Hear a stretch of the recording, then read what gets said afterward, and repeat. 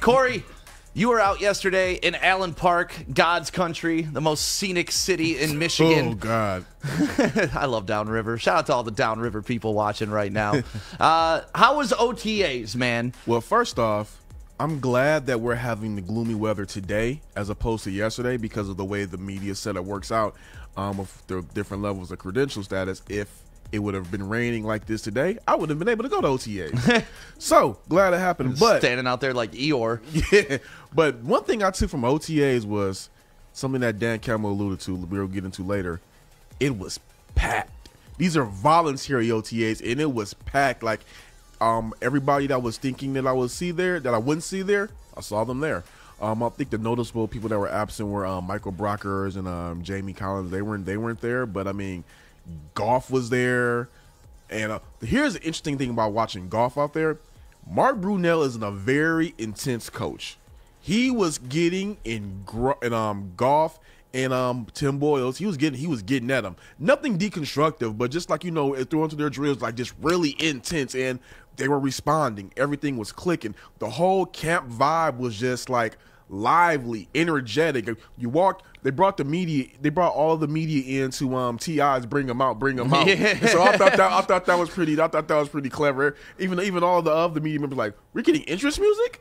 So it was that was pretty smooth. You got all these big guys out there practicing, and there's one guy in all black in the baseball cap who stands above like a towering figure, noticeable, and that's freaking Dan Campbell. Love it. And all of those guys got on those pads, and there he is standing, and he's just noticeable, like, oh, he's the fucking coach. And he did a press conference yesterday, and you were able to ask him a question during that. I didn't get. It was pre-recorded. It was a pre-recorded question. Right. I asked Aaron Glenn a question later on. Oh, you asked Aaron Glenn a question. Well, let's get into what you asked Aaron Glenn, and then we can get into Dan Campbell's comments on how many people showed up to camp. Because to your point, this was voluntary, and they're allowed to have 90 people at the camp.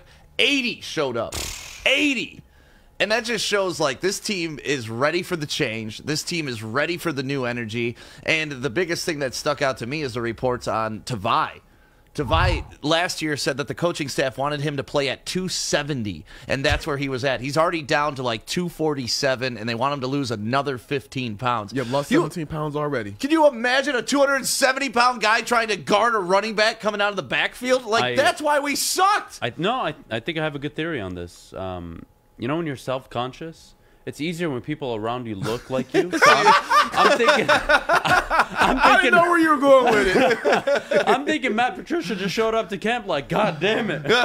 But everybody eat donuts. Jamie and Tavai, 40-pound diet. Let's go. Get it up. But here's the thing. I don't know whether guys are just saying this just to say it, but I've been getting pissed actually at every interview.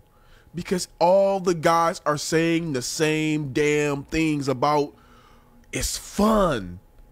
I've learned more than I've ever learned before. I'm learning technique that I now know how to do my job correctly. Well, what the F happened in the past 2-3 years? Again, there's the high-pitched voice area. There it is, Terry Foster. But that's what Okuda said. Oh, man, I wish I had these tools in my toolkit last year going into the season. Aaron Glenn said that again yesterday. He said, talking about Okuda, and I think that clip is in there too, about how Okuda is now a very happy player. He said he's really happy. He's now seeing the game from a different aspect, seeing film from a different aspect, seeing his position and how he should play it from a different perspective. And I'm like, it was really this damn bad? Well, like, I know we were record-wise, it was historically bad, but it's just hearing the players now vocalize like, hey, this shit was very terrible. There's a big difference between being a very good coordinator and a head coach, let alone a very good head coach. There's a huge gap between that. So just because you're a good coordinator, or if you're considered even better than that, doesn't mean you're going to transition to being a head coach. Totally different responsibilities. You have to lead the entire locker room. You have to lead all of the drills. So I don't think Matt Patricia was clearly capable of doing that. Having said that, I still think they gained all that weight and played that bad because he didn't feel good walking around Allen Park. Well, let's hear Kory's question to Aaron Glenn yesterday, and then we'll also get into what Dan Campbell had to say about the amount of people showing up to Lions OTAs. The team's excited. I'm excited. Kool-Aid. Kory Woods. Hey, Aaron. Levi talked about when he's coming to Detroit, he said that he planned to be a disruptor and mess things up. What have you seen from him so far that lives up to that? Well, you guys got a kick out of Levi, I know already.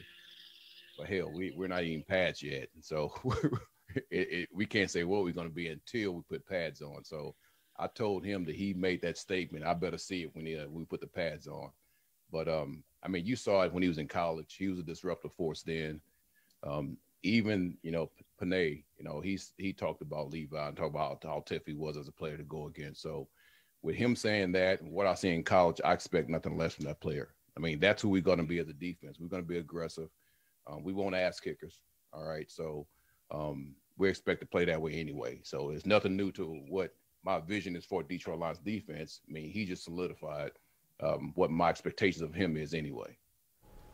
I love that. You ass kickers. I love how this coaching staff isn't afraid to swear a little bit. You know who else loved that quote? Calvin Johnson. Did he? My dude. Yeah, yesterday he had him and Rob Sims. They had a meet and greet at Jars Cannabis and for their primitive elevated wellness line, and I was able to ask him that, and he just said, "Hey, it's a violent game. I love it." And then Rob Sims chimed in and said, "Hey, regardless of what people want to say about us, we were a very physical team." And under Jim Schwartz, they were. Oh yeah, they were. And it's crazy because Schwartz and Campbell, this is kind of the mode that you have to go in when you're at the very lowest. You need to bring a guy in that can spark the room and reinvigorate and make people believe that old way is gone, and that's what Schwartz did. He came here, hard handshakes against Jim Harbaugh, bringing in Kyle Vanden Bosch, who was just an absolute animal that played with red contacts in, right? And he just reset the culture here just for a little bit to then pass it over to the X's and O's guys. But hopefully Dan Campbell evolves to that X's and O's guys after being the rah-rah guy.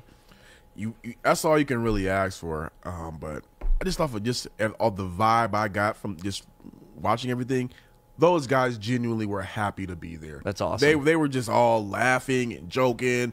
I saw Okuda being really vocal with some of the younger. I don't want to say it sounds kind of blasphemous saying some of the younger guys because he's in his second year, but he was really vocal out there, being just I guess he's pointing out. No, I mean he's probably one of the most experienced people in that secondary. So It was just great to see. So I mean, apparently this stuff was going on for the post game or post OTA conferences. It is a different vibe. All those guys just said it's TJ Hawkins said it's fun.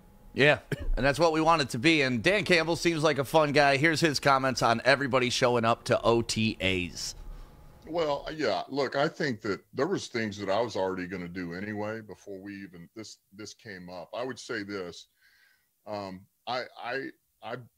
talked to players and I talked to some of the leadership on this team, some of the guys that were here and some of the guys that we had brought in as free agents. And the best way to put this is, look, guys, what do we want this to be? Not just them, but us. What do we want this to look like? What are we willing to do?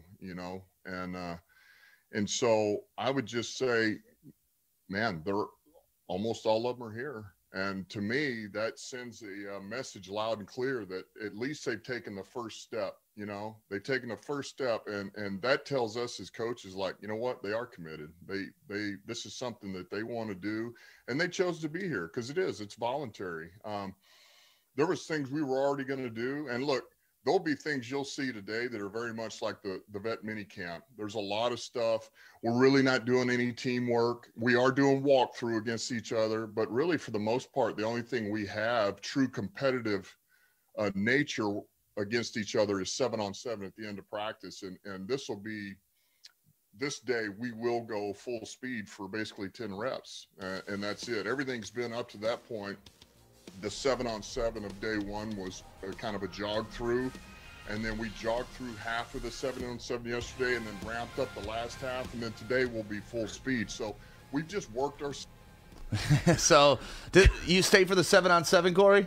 It was real quick. Was it real quick? Yeah, it was quick, but it was just guys were getting after it. I love that, man. It was an experience. Only thing I didn't like is, man, that sun was cooking my laptop. I had to move my chair and get under the shade because my laptop started, the sun was right on it. We need to get you one of those hats that are an umbrella and it like shades you. See Kory out there.